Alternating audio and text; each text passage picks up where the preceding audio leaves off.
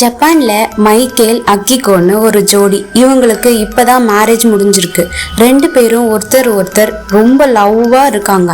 Michael ஒரு நாவல் எழுதுற writer. ஆனா ஒரு மேட்டர் என்னன்னா, பொண்டாட்டியை விட இவருக்கு வயசு கொஞ்சம் கூடுதலா இருக்கு. கல்யாணத்துக்கு அப்புறம் இவங்க மைக்கேலோட சொந்த ஊரான காமகுராவுக்கு வராங்க.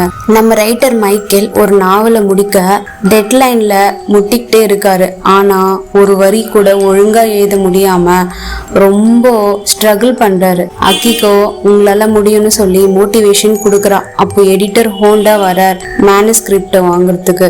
அக்கிகோ அவருக்கு சாப்பாட்டு போடுறா. ஆனா உள்ள போய் பார்த்தா நம்ம பெரிய மனுஷன் மைக்கேல் பொண்டாட்டியை கவனிக்காம பொம்மை ட்ரெயின் வச்சு குனிஞ்சு விளையாடிட்டு இருக்காரு.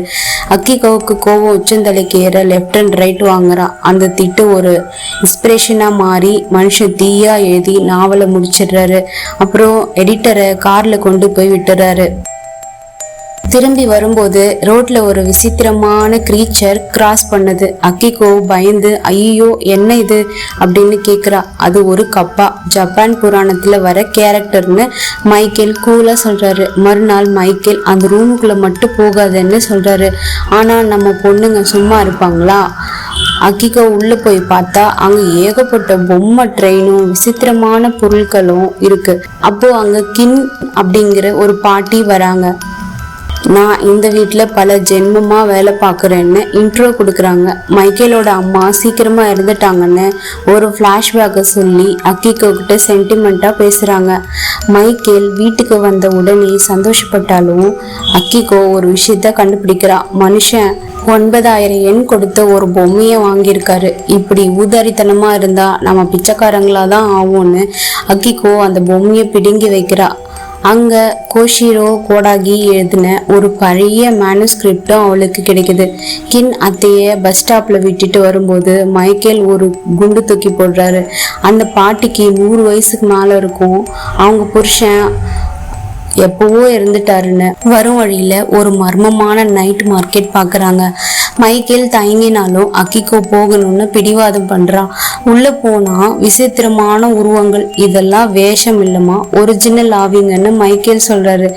யூகோ, நான் கோஸ்ட் சர்டிபிகேட் வாங்கிட்டு என் புருஷனுக்காக இங்கேயே ஆவியா வெயிட் பண்றேன்னு சொல்ல அக்கிகோவுக்கு ஜுரமே வந்துருச்சு. யம தர்மனும் அங்க அலட்டிக்காம சுத்துறாரு. மறுநாள் அக்கிகோ மார்க்கெட்ல வாங்கின காலனை வச்சு சூப்பு போடுறா.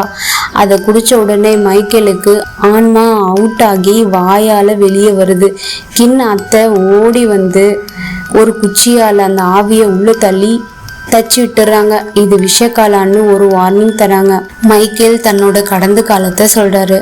அவங்க அம்மா கோஷிரோ கோடாங்கிற ரைட்டரை பார்க்க போவாங்களாம். அந்த ரைட்டர் தான் தன்னோட அப்பாவா இருப்பாரோன்னு மைக்கேலுக்கு ஒரு சந்தேகம்.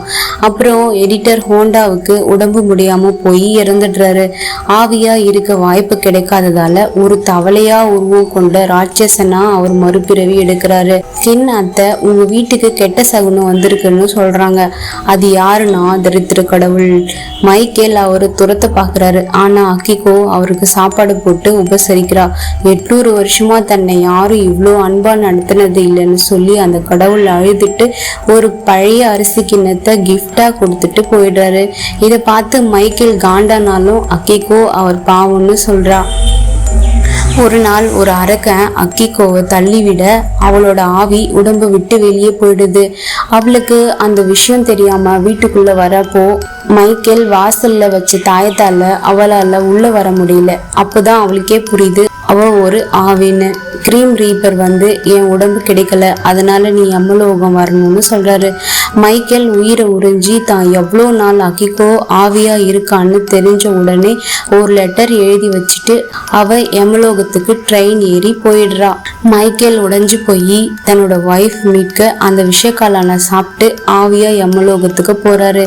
கின் அத்தை அவரோட உடம்ப பார்த்துக்கிறாங்க. அங்க போனா யமலோகம் ரொம்ப அழகா இருக்கு. அங்க மைக்கேல் தன்னோட அப்பாவை பாக்குறாரு. அப்பா சொல்றாரு, மவனே இங்க உன்னோட கற்பனை தான் ஆயுதம்னு.